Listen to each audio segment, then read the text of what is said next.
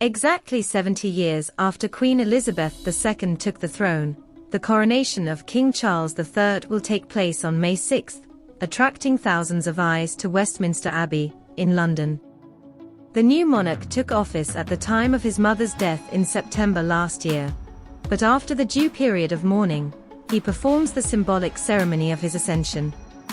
If you're enjoying the video, subscribe to the channel and turn on notifications, so you don't miss any news about the British royal family. The 2 days of celebration go back to the splendor of millenary tradition. However, this year, Buckingham Palace has said the event will be modernized to reflect the current role of the British monarchy and prove that the archaic institution is not superfluous, while still meeting long-standing protocols. Around 2,200 people were invited to watch the event up close. Led by the Archbishop of Canterbury, the celebration will shut down the streets of London and Windsor for the entire weekend. Unlike the coronation of Queen Elizabeth II, which lasted about 3 hours, the ceremony next Saturday should last up to an hour. The King will leave Buckingham Palace alongside Camilla, the Queen Consort, at 11 a.m. towards the church on a route called the King's Procession. Inside the Abbey, a historic site that has hosted the monarchy's great event for 900 years, Charles III will sit in the coronation chair while holding the sovereign scepter, a golden rod with amethysts, diamonds, rubies and emeralds stones representing the king's control over the nation. He will also hold the sovereign's orb, a golden globe topped with a cross, which represents the Christian world. Protocol ally, Charles III will be asked during the ceremony if he will govern the United Kingdom and Commonwealth nations by law and justice, always maintaining Christianity in the nation. Despite the religious oath, the monarch will also take steps to act as the defender of the faiths, plural, and include other religious groups in a bid to showcase a contemporary and diverse nation. During the big event, Charles will be anointed with chrism oil, made in Jerusalem, with olives harvested from the Mount of Olives, the Monastery of Mary Magdalene and the Monastery of the Ascension. He will also be blessed and consecrated by the Archbishop, before donning the St. Edward's crown, the solid gold headdress adorned with over 400 precious stones, including rubies and sapphires.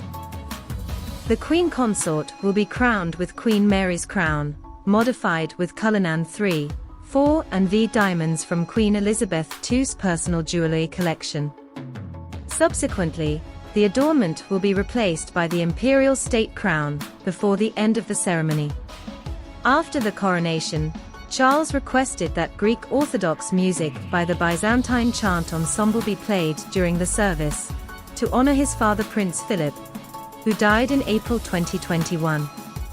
Elizabeth's consort of the German House of Glucksburg was a prince of Greece and Denmark. In addition, the King commissioned British musician Andrew Lloyd Webber to compose the coronation anthem, one of 12 pieces the King personally chose. After the ceremony, at 2 p.m., Charles and Camilla will take the coronation procession, a 2.1-kilometer journey back to Buckingham Palace. The public is likely to line the streets along the procession route to catch a glimpse of the newly crowned monarch. Royals are also expected to appear on the palace balcony to wave to spectators. If you're enjoying the video, subscribe to the channel and turn on notifications, so you don't miss any news about the British royal family. The next day, the Coronation Grand Lunch is scheduled, an initiative organized by the Eden Project, a charity that Camilla has supported since 2013. Both the King and Queen chose a French-inspired quiche to mark the coronation. UK Prime Minister Rishi Sunak has announced that he will host his own street lunch, welcoming volunteers from across the country. In the evening, the East Lawn of Windsor Castle will host the coronation show, for the first time ever held on the castle grounds.